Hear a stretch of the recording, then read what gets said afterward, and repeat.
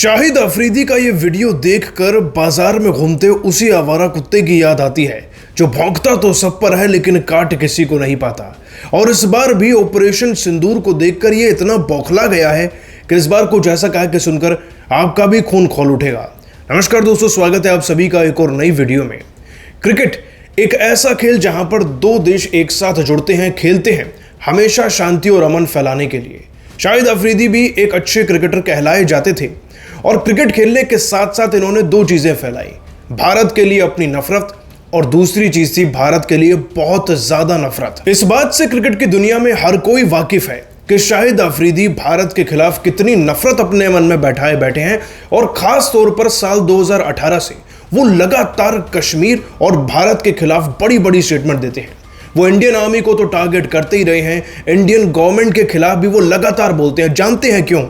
इसके पीछे एक बहुत बड़ा कारण है, वो मैं आपको आज बताता हूं। 2018 कश्मीर की बात है। बीएसएफ ने शाहिद अफरीदी के भाई को कुत्ते की तरह दौड़ा दौड़ा कर ठोका था। कारण यह था कि शाहिद अफरीदी का ये भाई शाकिब हरकत उल अंसार, जिसने बाद में अपने आप को LET लश्कर ए तोयबा का नाम दिया, वो उसमें बटालियन का कमांडर था तो टेररिस्ट ही, जिसके चलते बीएसएफ अपने रेगुलर ऑपरेशन कर रही थी और उसमें वो कुत्ते की मौत मारा गया। लेकिन जैसे ही वो मरे तो उनकी जेब से कुछ ऐसे दस्तावेज मिले जो देखकर क्रिकेट जगत में खलबली मच गई, क्योंकि ये बंदा शाहिद अफरीदी का चचेरा भाई था।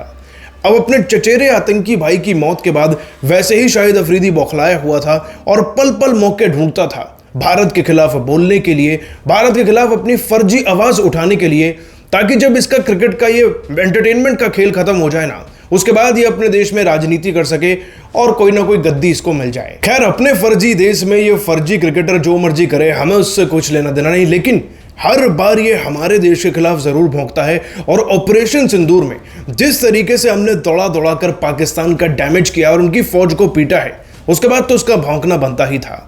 शाहिद अफरीदी चल पड़े रोड पर ऐसा काफिला लेकर जिसमें केवल कुछ बाइकें और गाड़ियां ही थी, पहली बात तो।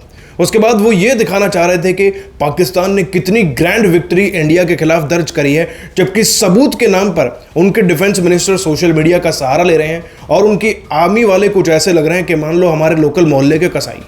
ना तो पाकिस्तान की मीडिया आर्मी को सबूत पेश कर पाई, ये उनकी क्लियर डिफीट है, लेकिन इसको विक्ट्री बताते हुए, फर्जी स्टेटमेंट देते हुए इस बार भी शाहिद अफरीदी ने कुछ बड़े बयान दिए हैं। एक एक करके मैं आपके सामने बताता हूं। तो शाहिद अफरीदी सबसे पहले कहता है कि इंडिया ने हमें अंडर एस्टिमेट किया, ये हमारी जीत है उनके खिलाफ कि ये लड़ाई अब यहां पर रुक गई है, वरना इंडिया का हश्र कुछ और होता। और किस तरीके की सोच रखते हैं भारतीय प्रधानमंत्री मोदी जी कि वो दो देशों की टीम को ना तो ट्रैवल करने देते हैं अच्छे से, ना ही खेलने देते हैं। ये उनकी मानसिकता दर्शाता है। ये कहना था उनका हमारे PM के खिलाफ, हमारी इंडियन आर्मी के खिलाफ, हमारी गवर्नमेंट के खिलाफ। अब इनको कौन बताए ये बात कि हमारी आर्मी सारे प्रूफ दे चुकी है, हमारी गवर्नमेंट ने सारे ऑपरेशंस को एग्जीक्यूट भी कर चुकी है और हमारी टीम इनको कितनी बार रौंद चुकी है।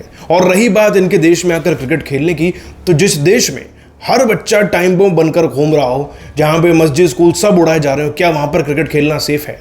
और अब ऐसे हालात के बाद तो कोई देश वैसे भी पाकिस्तान के दर्शन नहीं करना चाहेगा। पाकिस्तान एक नाकारा देश है और उतनी ही नाकारा उनकी क्रिकेट टीम है। और ऐसे खिलाड़ी जो कभी वर्ल्ड लेवल पर अपने देश को रिप्रेजेंट करते थे, जिनके भारत में भी बहुत फैन है, वो भारत के खिलाफ जहर उगलते हैं। मेरा सवाल उन बॉलीवुड सेलिब्रिटी से है कि इस शाहिद अफरीदी से ही कुछ प्रेरणा ले लो। ये तो अपने देश की इतनी ज्यादा वाहवाही करता है, कम से कम आप ऑपरेशन सिंदूर की तारीफ तो कर दो। खैर, कोई कुछ बोले ना बोले, हमें हमारी इंडियन आर्मी पे गर्व है। उन्होंने अपना काम किया, प्रॉपरली सारे लॉन्च पैड्स को डिस्ट्रॉय किया और पाकिस्तानियों को करारा जवाब दिया। जितने का कर्जा लिया है उससे कई गुना ज्यादा का हम उनका नुकसान कर चुके हैं। लेकिन फिर भी इस शाहिद अफरीदी को आपका जवाब नीचे कमेंट सेक्शन में जरूर बताइएगा। साथ ही सब्सक्राइब कर लीजिए, यूट्यूब पे एंड फेसबुक पर फॉलो कर लीजिएगा। मिलते हैं अगली वीडियो में। जय हिंद।